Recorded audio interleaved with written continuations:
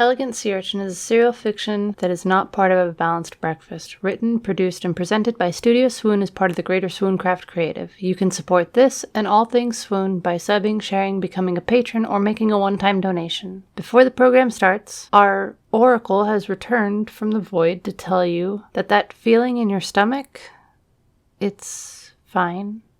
It's definitely not the food that you can't digest without the help of things that aren't what you traditionally define as you, and it's definitely not the eggs. She repeats, it's definitely not eggs being cultured within you. Hey, you, listening, thanks, and enjoy. The gleaming red spires that I've noticed as we've traversed the curve was at hand. It isn't red so much as it was dark, and only in the golden shine does it gleam the red I mentioned. Like most buildings remaining on the moon, the base had calcified and millennia silt buildup, but the skeleton of it was, well, tall, the peaks obscured by the light evening smogs. The shape of the spires that were clear made me uneasy. If I had to guess, I'd say the entire thing on its perch atop the crest of the lunar plains was tilted or leaning, but the entire roundness of the moon could just make that a trick of the eye. Approaching closer, it became apparent that the whole thing was cylindrical, aside from the chronology spires, of course. And the grandness of this hollow was fully striking. If ever a monolith exists in our world, this is it. The pathway leading to the base was crunching chalky bits of off-white that didn't quite match the rest of the moon's color. At the end of the approach was no noticeable entrance, something very familiar to the two icy buildings I'd previously found myself in. And thinking on Treat Your Terror, I haven't heard Dame Marin cast about them lately. It makes me wonder if the end of the Violet season saw more ends than I'd previously thought. Jones seemed to know that there was no entrance, and instead of helping or offering a word of advice, told us that we should get rooms and wait until he came back. "We can't even get inside," complained Yule. I am certain you listeners know what happened as those words left Yule's lips. The plurality we had seen previously appeared to have found their way to the edge of the lunar plains by the time Jones had returned. There were a few small elder nests there on the fringe of the moon. Yule had gone to visit the hollows to find some food and restock some of the things that I had lost in the maze of the dunes. There was something that didn't appear outside the monolith with me and my pack when Enzo's memory of a howl finished ringing. It's for the best that it's gone.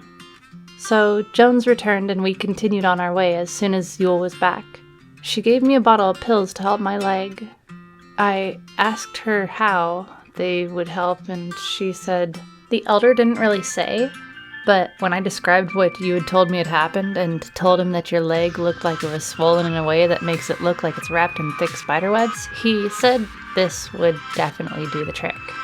As I took one, Jones commented, "Hopefully this doesn't set us back more. I think I know what those are, and I'm not thrilled about what that means."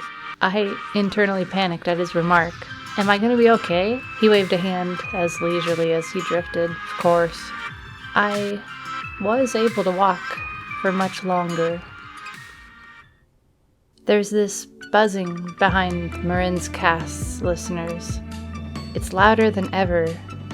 It makes me wonder why I keep listening to her casts. She isn't in my reality, and maybe I'm somewhere that it's interfering with her cast, her place in the waves.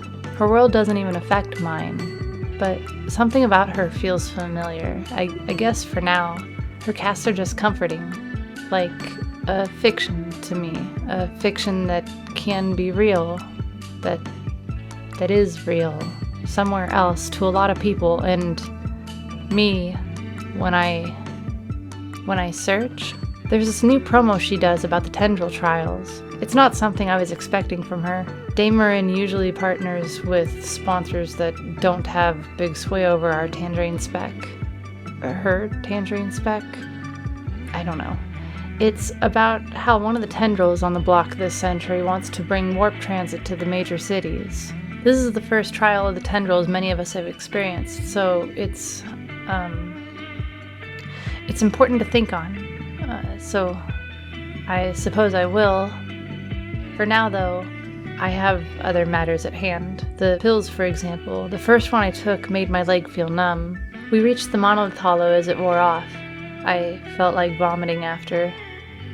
You know, I don't really think it was the pills that upset my stomach. The last hollow we visited offered us this strange jelly. It made me miss the taste of ferrozine syrup. Maybe it was something else. As I laid there, belly up and somewhat dizzy, I thought about my casts recently. I probably should have been concerned with my well-being, but I blame our upbringing and self-deprecating society for the hardwiring that keeps us from being self-preserving. Luckily, those same conditions cause some to be nurturing. Dreadful Azathoth, I'm off topic again. I think this entire segment has been all over the place. My casts. I thought about them. I feel like I've rippled far from the more focused things I used to cast about. My humble place in the shadow of this wave has always served as a sort of repository for my life, but, well, I wanted to be the next Dame, to start getting in a routine with recent events, smog forecasts, to have advertisers and stories beyond my perception. And that's the furthest from what I do now. I'm working with a beast that's been kicking around for a couple millennia.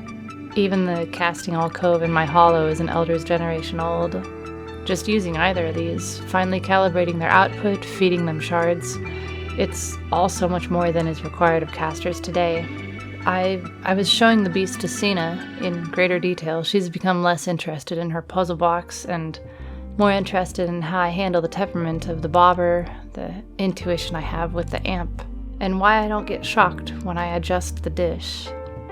I don't have explanations. Maybe because I grew up with them, but this is all work that your dames and dukes don't have to put in. I do have something I know is very likely a fact. The UV wavecast lets me use the tail end of this humble ripple because it's not easily cast on.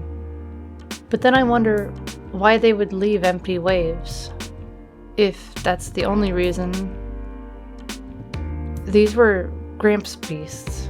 Once he joined the Smogs, Grandmom said, my pop took over caring for these things, and that he taught me when I was little. It's like drifting or watching the purple shine. Unlike diving into time charting, these things I never learned how to do, caring for these strange things, it's just natural. It's part of me. And I like that. And I know they can interfere, but I wonder if the UV wavecast could really stop me from casting. Well, for now, I'm happy not being a dame. It may be a little more work, but I have my freedoms. If I talk about the tendril trials, that'll be my decision.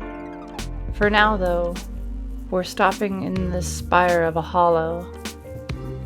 The Dux is fixing to leave us here while he goes on ahead to sort things out again.